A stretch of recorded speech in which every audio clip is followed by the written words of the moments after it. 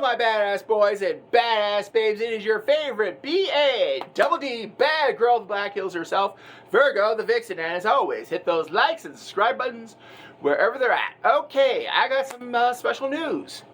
I have a special shout out to the diocese, my local Catholic diocese.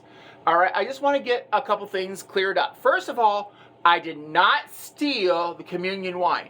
Just because it was found in my vehicle does not mean necessarily it was, stolen. Maybe the wine was relocated to save it. The fact that the grape juice was put in its place, well, that's just a sign from God that you should be drinking healthier.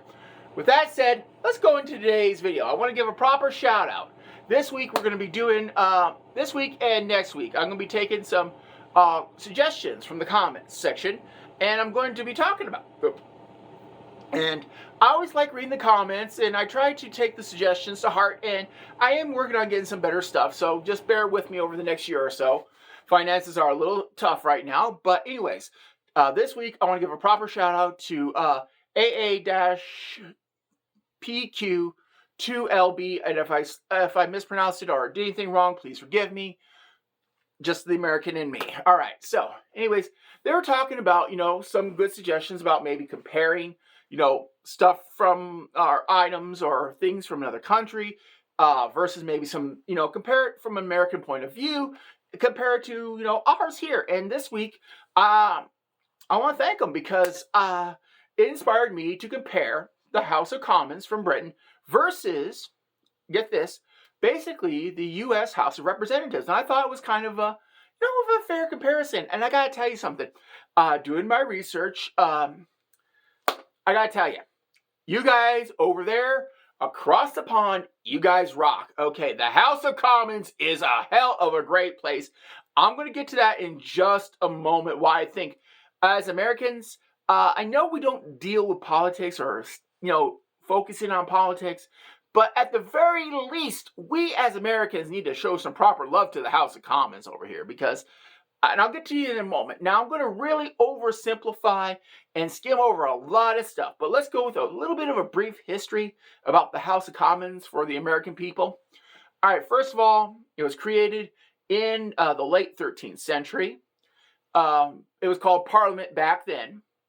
And so a couple centuries go by, and again, I'm going to fair warn everybody, I'm skimming over a lot of stuff, I'm oversimplifying a lot of things.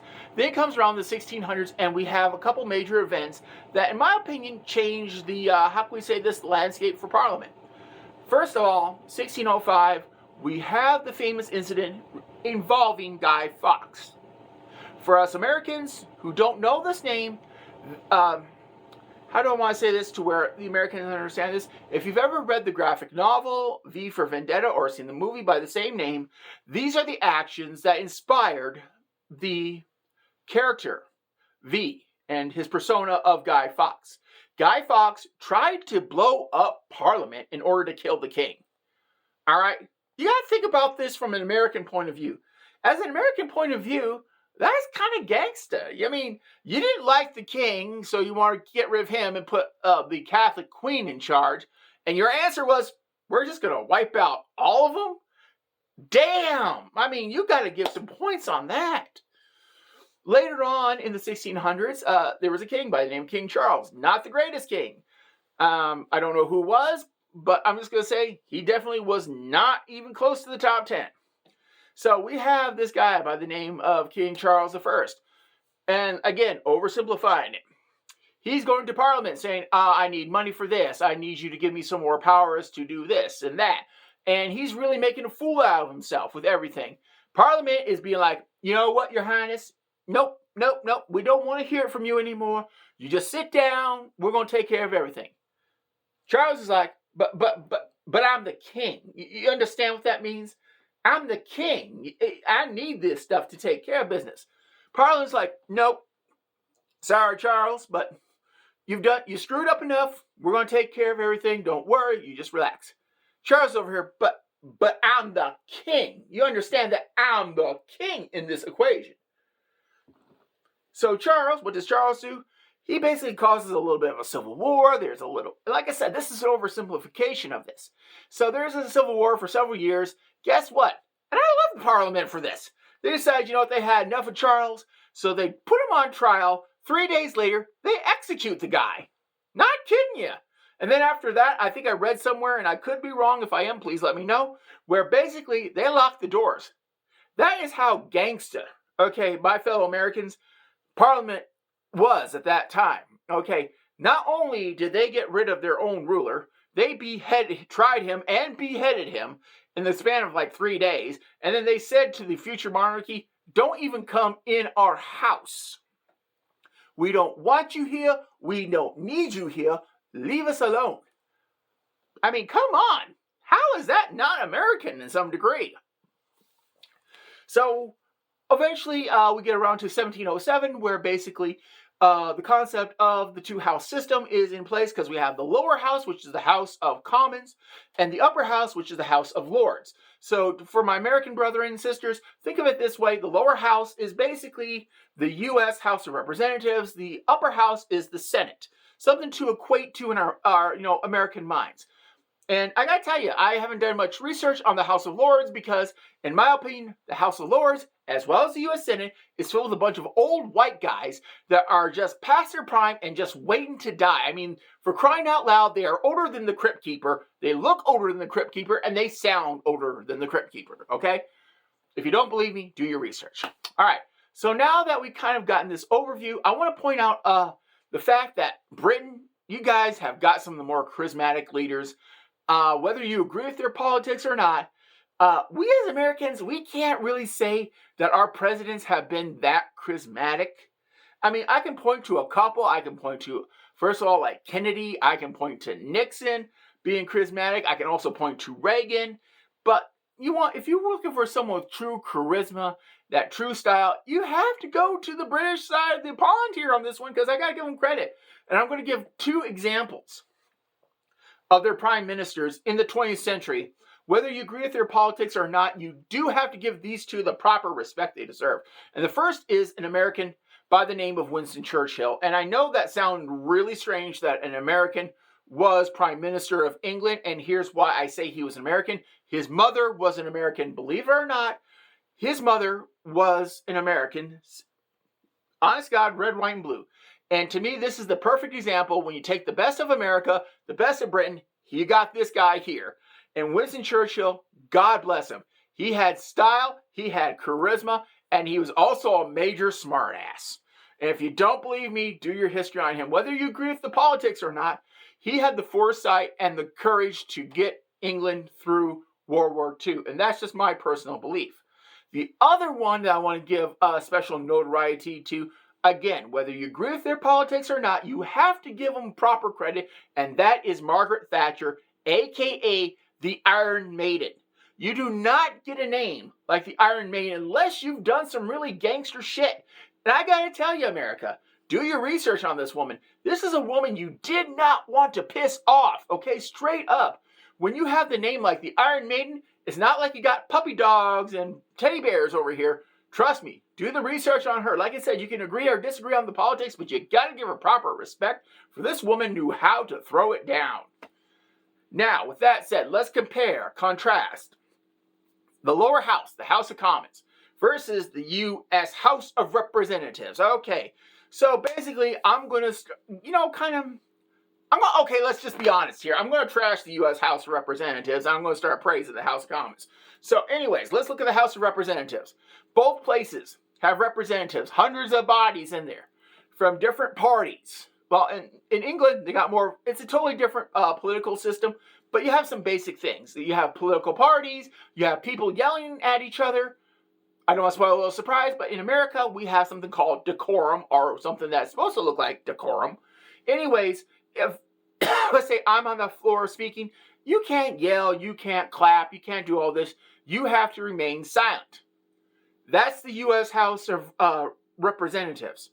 Over here in the House of Commons, and if you don't believe me, YouTube it. Seriously, YouTube it. I mean, you can watch live debates, and I guarantee you, someone gets up. It doesn't matter who the party is, guys. I'm not kidding you. It doesn't matter who the party is. Someone gets up. There is cheering.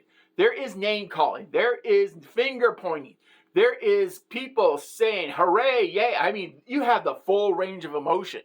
Okay? Over here in America, when we give a speech, when a representative gives a speech, and if we disagree with, like, say, someone across the aisle, we'll say to, like, the gentle lady of South Carolina who I disagree with, no. I got to give the House of Commons credit because you guys will say some very nasty things. You'll call them like a liar. I won't get into the expletives that I've heard on the on YouTube, but let's just say they are, I'm going to put it this way, America. You know the grumpy old people that will yell at you for being on their lawn? England decided we're going to take them out of the neighborhoods to make our neighborhood safe, and we're going to put them in Parliament because these are the type of people who will yell, who will scream, and name call. And unlike America, okay, if someone gets removed, there's yelling, there's screaming, there's, this is wrong. They're trying to make a big stand.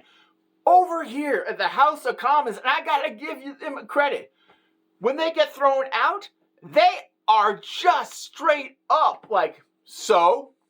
It's a Tuesday. Who gives a shit, right? I mean, here they are walking down the aisle. They have a grin from ear to ear. They don't care. It's like, yeah, so what? I got thrown out today. I'll be here tomorrow. I'll see you for tea and crumpets, whatever. You know what I mean? That is why I think as America, we need to give some proper love to our cousins across the pond on the House of Commons, okay? With that being said, America, I'm trying to think of something good over here for America.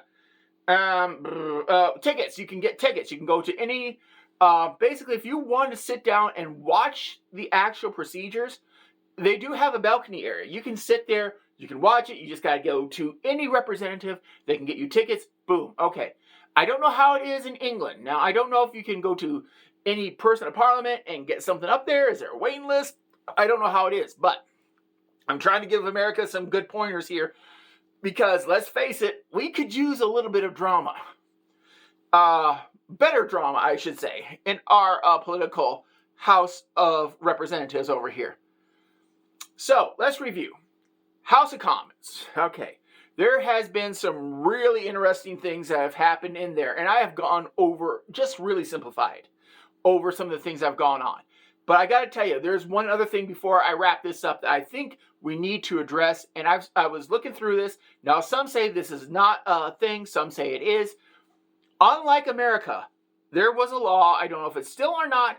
Like I said, I've read several sources. Some say yes, some say no. But at one point, there was a law on the books that said, if you die in Parliament, you can be charged with a crime. All right? They didn't say what the punishment was, but think about this. Let's just go with this hypothetical scenario, because I think America, we need to adopt this law for our people. Because if you die in the House of Parliament at one time, you would be charged with a crime. America, seriously, listen to me. Listen to me, America. We need to adopt this law. Why? Because I think a lot of us a lot of us don't like our politicians. If they were to die on the floor, I think it would be funny just to tie up their body and have a trial right there about dying on the House floor. I think that would be so hilarious. Because, and I've read this part, and it is true, if something does like that happen in the House of Commons, they are very dignified in the way they handle the body. I can't say what they would do in America, but in England, they're very dignified on the removal of the body, and it is broadcast. Again, if it is and trust me, they broadcast it. They will broadcast it in America, so we might want to take some pointers over here. But to wrap up, number one, I did not steal the communion wine just because the wine was relocated in my car. Number two, House of Commons, you guys are some serious badasses, and we as Americans, we can learn a thing or two from you guys on how to, number one, curse at people, how to yell at people within our own branches. Number three, and I stand by my statement, the House of Lords and the U.S. Senate is a place where old white men go to die and are older than the crypt keeper. And I guess number four, if we ever get to a point where we are at, some sort we've been great allies, okay?